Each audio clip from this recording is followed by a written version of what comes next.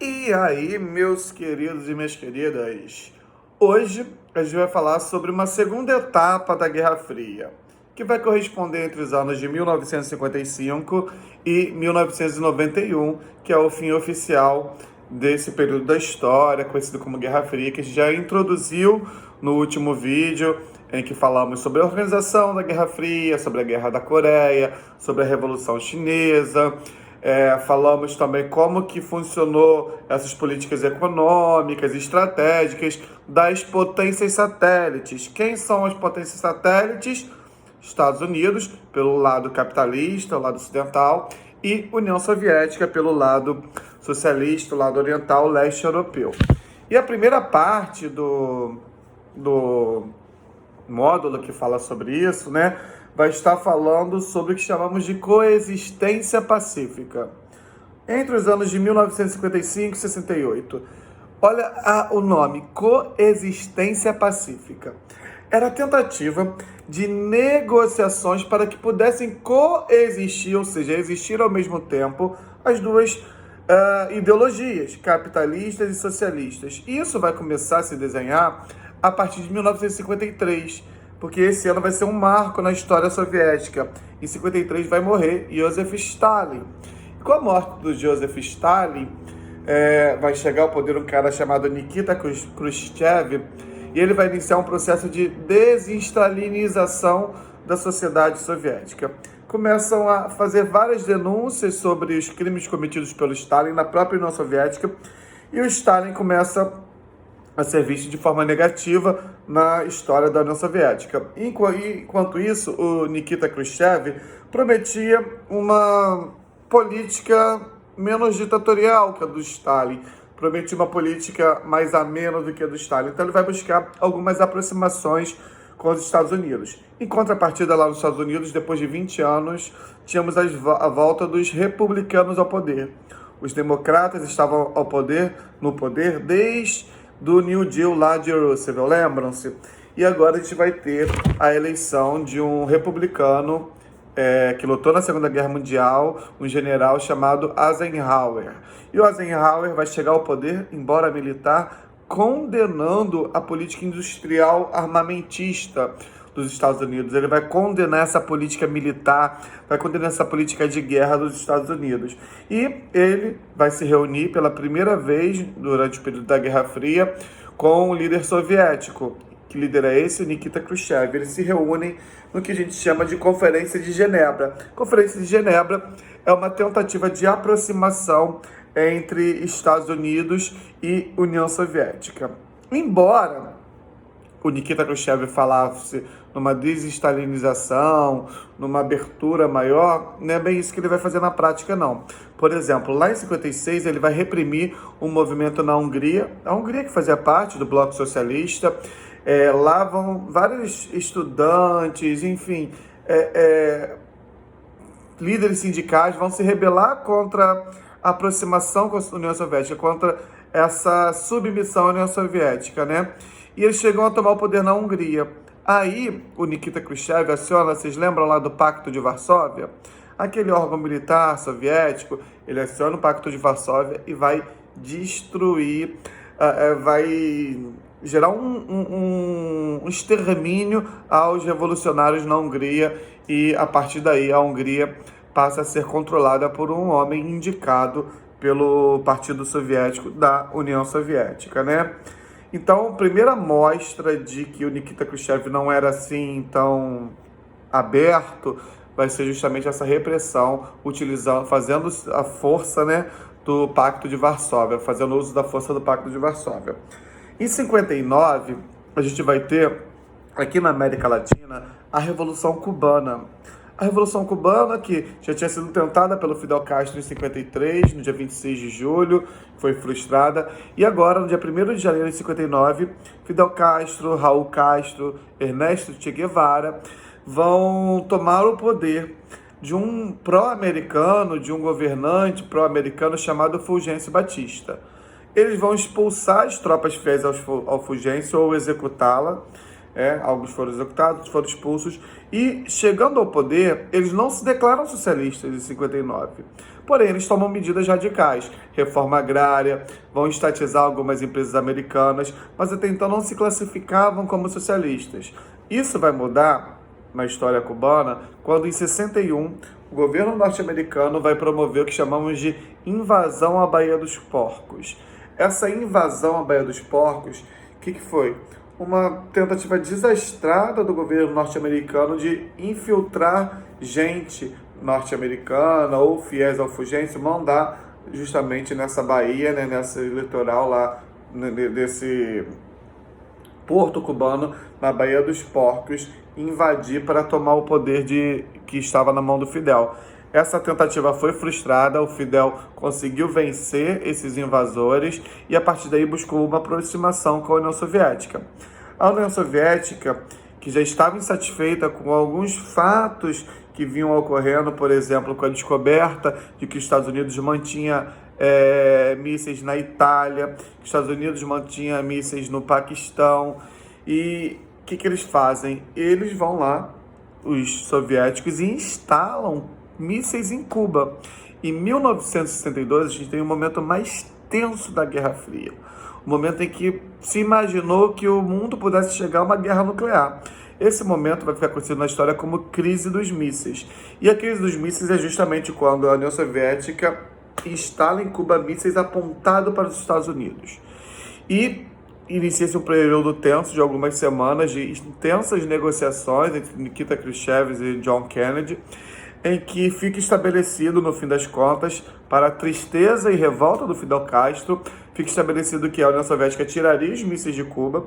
Em contrapartida, os Estados Unidos tirariam os mísseis que ele tinha na Europa e ali no Oriente, os mísseis apontados para os soviéticos, e também havia um compromisso de que os Estados Unidos não iria mais tentar intervir na política cubana. Assinado esse compromisso, os mísseis são retirados de Cuba. Percebam, eles são retirados por um medo que os líderes mundiais tinham de uma guerra nuclear, tá? Nesse contexto também vai ter, um pouco antes, né, da invasão cubana, da crise dos mísseis, a gente vai ter o caso U-2, que é quando o Nikita Khrushchev, líder soviético, descobre mísseis americanos espiões sobrevoando a União Soviética.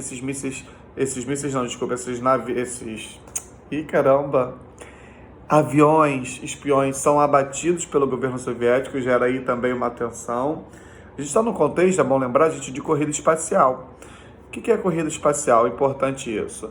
É a tentativa de ganhar o espaço, né? A tentativa desses líderes de ganhar espaço. A gente tem algumas etapas. A União Soviética mandou o primeiro ser vivo à Lua, ao espaço, uma cachorra chamada Laika. Depois manda o primeiro homem, em 59, Yuri Gagarin. Depois manda a primeira mulher ao espaço, a Valentina Chorenchenko, que hoje faz parte, inclusive, do legislativo na Rússia, ela é viva ainda.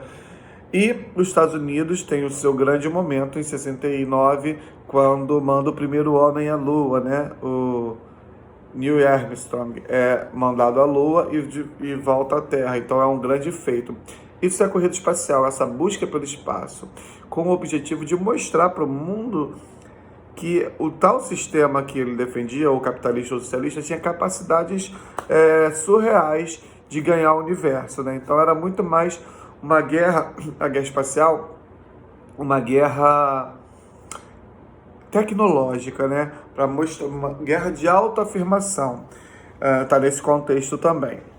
Então percebam essa tensão que vai sendo gerada. A partir dessa tensão, finalmente, apenas em 79, a gente vai ter o que chamamos de início da distensão, né? A coisa começa a ficar um pouco mais leve por algum período, entre 69 e 79. Chamamos de detente, que é o início desse vamos aliviar dessa guerra. E isso vai se dar com algumas assinaturas. A gente vai ter lá a assinatura do Tratado de Não Proliferação Nuclear, o TNP, que determinava que esses países deveriam dar uma congelada na produção de armas nucleares. A gente viu lá na última aula, no último vídeo, que eles já tinham produzido, por exemplo, a bomba de hidrogênio, né, com uma capacidade maior, 100 vezes que a bomba atômica. Então imagine esses dois países, inimigos ideológicos, com bombas dessa magnitude. Então eles assinam esse tratado de não proliferação. Além disso, também são assinados alguns outros tratados, SALT I e SALT II, que são tratados que determinam a diminuição da produção de armas em geral, depois a diminuição da produção de armas estratégicas. Quando a gente fala em armas, está falando também em todo equipamento, né? Tanques, submarinos, navios. Então eles começam a ter essas posturas externas, né? Um com o outro, bilateral, que a gente chama. Porém, a União Soviética vai vivenciar também a saída de Nikita Khrushchev, que era considerado vacilante na política internacional. Alegava que ele era medroso, né? E vai assumir o poder um cara chamado Brezhnev, né? Escreve Brezhnev. Então, o Brezhnev vai instaurar o que chamamos de doutrina Brezhnev. Isso vai ser uma afirmação dessa volta da política forte, do discurso de militarismo, que o Nikita meio que, pelo menos na teoria, abandonava. E uma grande mostra dessa doutrina Brezhnev, né, vai ser o que a gente chama de Primavera de Praga, que é quando na Tchecoslováquia várias rebeliões vão se espalhando, né, e inclusive uma rebelião estudantil que vai ser reprimida fortemente pelo governo tcheco. Isso vai fazer com que as pessoas se revoltem cada vez mais e cheguem a tomar o poder. Mais uma vez vai ser acionado o Pacto de Varsóvia. O cara vai lá e massacra a população tcheca, garantindo a manutenção do socialismo na Tchecoslováquia. Então mostrava que, ao mesmo tempo que a União Soviética passava por um processo de abertura, ainda mantinha firme e forte as suas posturas de repressão, né? A gente vai ter também... Aí, passando esse período de 69 e 79, teremos o que chamamos de Segunda Guerra Fria. A Segunda Guerra Fria, ela se inicia com a invasão soviética ao Afeganistão. Isso vai se dar por quê? O Afeganistão tinha um governo pró-soviético, um governo socialista. Diferente, por exemplo, do Irã, que tinha um governo de tendências capitalistas. E lá no Irã, um cara chamado Reza Pahlavi, que era um príncipe playboy, que dava várias festas e tinha vínculos diretos com os Estados Unidos e com o mundo capitalista, esse cara vai ser derrubado do poder por uma revolução, a Revolução Iraniana, e essa revolução vai levar ao poder os mujahideen, né? E vão instaurar, são fanáticos religiosos que vão instaurar governos de tendência religiosa, através de um cara chamado Reza Pahlavi, né? O Reza Pahlavi foi derrubado através de um cara chamado Ayatollah Khomeini. Então, o Ayatollah Khomeini derruba o Reza Pahlavi. Embora não tenha nada a ver ali com o mundo soviético, o que pensaram os soviéticos? Começaram a ter medo que no Afeganistão ocorresse também uma revolta de fanáticos religiosos que derrubassem o governo pró-socialista, né? Então eles vão lá e promovem uma ocupação ao Afeganistão. O Afeganistão fica ocupado entre 79 e 88, 89. E essa invasão vai ser condenada imediatamente pelos Estados Unidos, que a partir daí vai iniciar o que chamamos de Segunda Guerra Fria, especialmente quando chega ao poder o Ronald Reagan, um governante norte-americano que vai defender a remilitarização, o fim dos acordos de não proliferação. Ele inicia de fato uma Segunda Guerra Fria, uma condenação total ao socialismo. E vai ser durante esse período do governo de Ronald Reagan que a gente vai ter, por exemplo, nessa Segunda Guerra Fria, boicotes aos Jogos Olímpicos.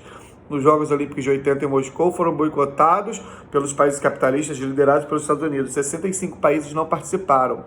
E por que houve esse boicote? Porque não aceitaram a invasão soviética ao Afeganistão.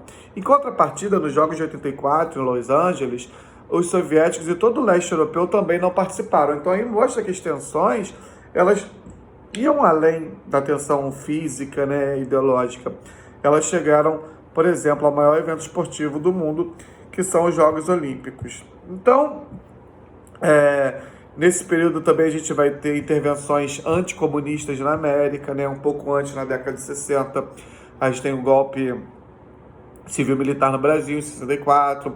Na década de 70, a gente vai ter golpe no Chile, a gente vai ter golpe na Argentina, a gente vai ter golpe na Nicarágua, a gente vai ter golpe em Granada. Então, todos esses golpes anticomunistas mostravam a força dos Estados Unidos na manutenção dos seus ideais. Golpes que ocorreram entre a década de 70 e também a década de 80, esses últimos que eu falei. Isso vai elevar a moral norte-americana entre os seus cidadãos que se sentiam representados por esse anticomunismo, né? O Ronald Reagan vai reativar fortemente a indústria bélica e vai reacender a economia, né? Então o seu governo está numa crescente. Enquanto isso, o governo soviético vem numa decrescente, né? Algumas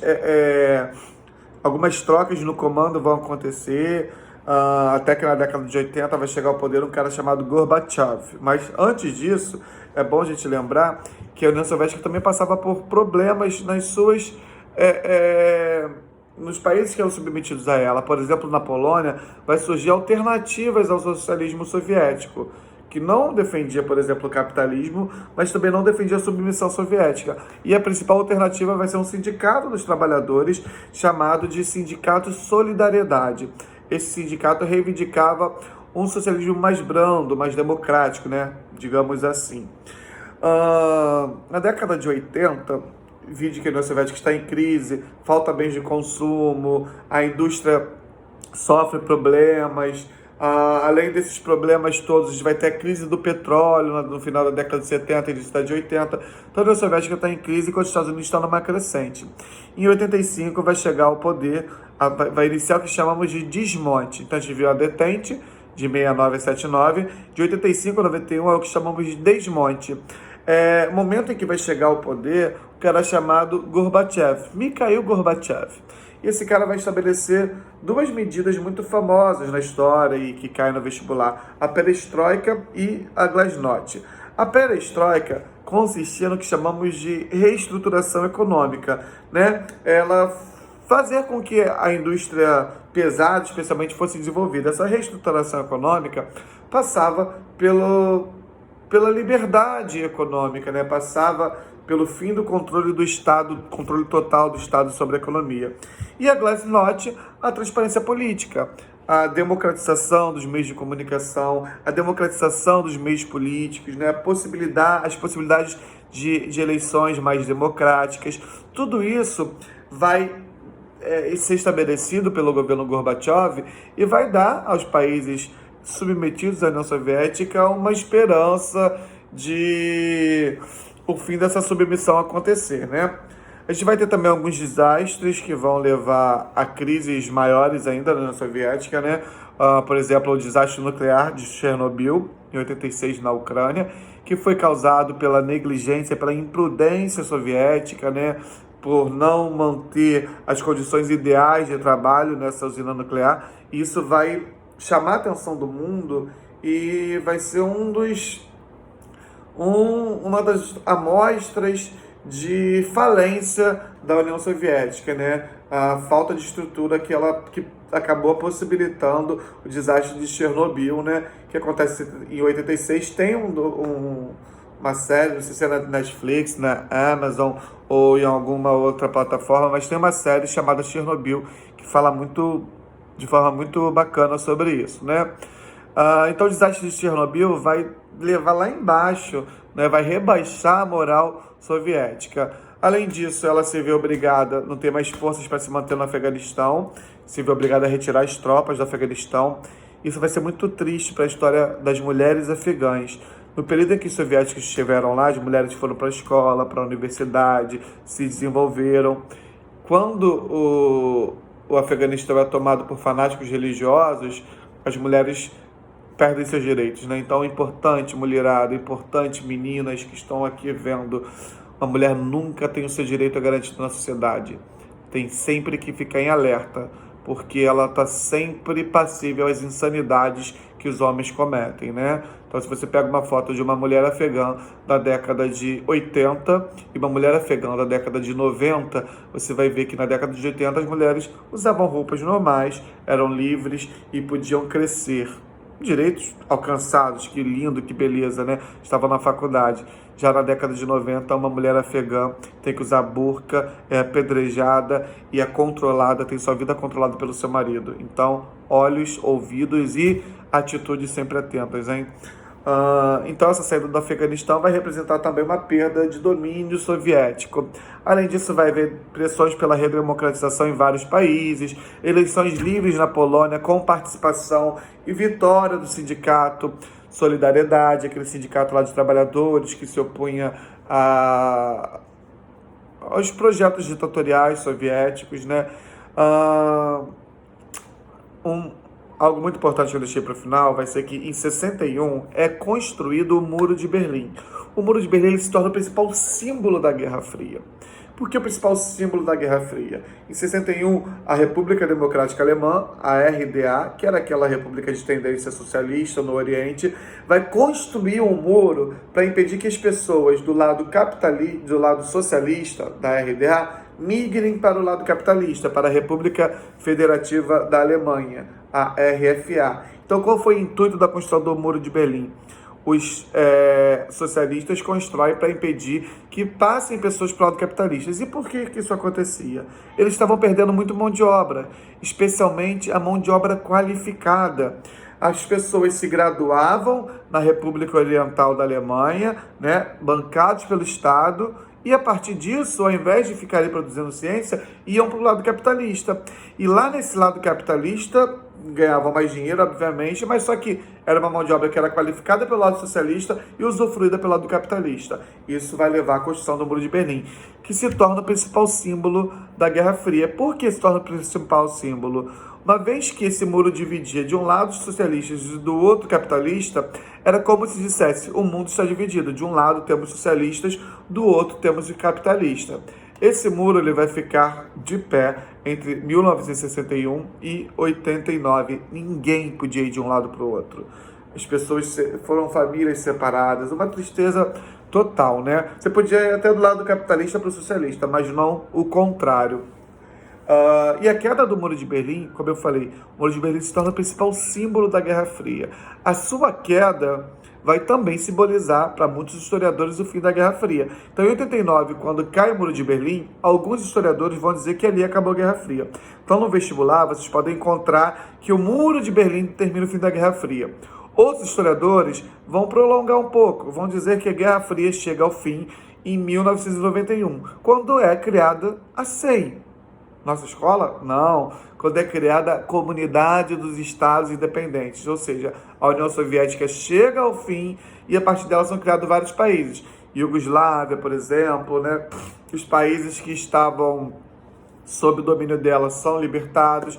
Então essa comunidade, Hungria, essa comunidade dos Estados Independentes vai ser criada em 1991. Então, o fim da Guerra Fria pode ser considerado a queda do Muro de Berlim, o representante simbólico dessa guerra, ele cai o símbolo, acaba a guerra. E pode ser considerada também 1991 com a criação da Comunidade dos Estados Independentes, a CEI, o que determina o fim da União Soviética, né? E a partir daí vai se estabelecer a nova ordem mundial, que é essa ordem baseada no neoliberalismo, né? Na intervenção mínima do Estado na economia, na teoria, né? Porque na prática, em crises como essas que a gente está vivendo do coronavírus, eles lembram que o Estado é poderoso, eles lembram que o Estado tem que ajudar a economia e pedem socorro ao Estado. Mas o que é estabelecido na nova ordem mundial é o que chamamos de neoliberalismo. Beleza, gente? Um beijo, fiquem com Deus. Tchau, tchau. Façam atividade.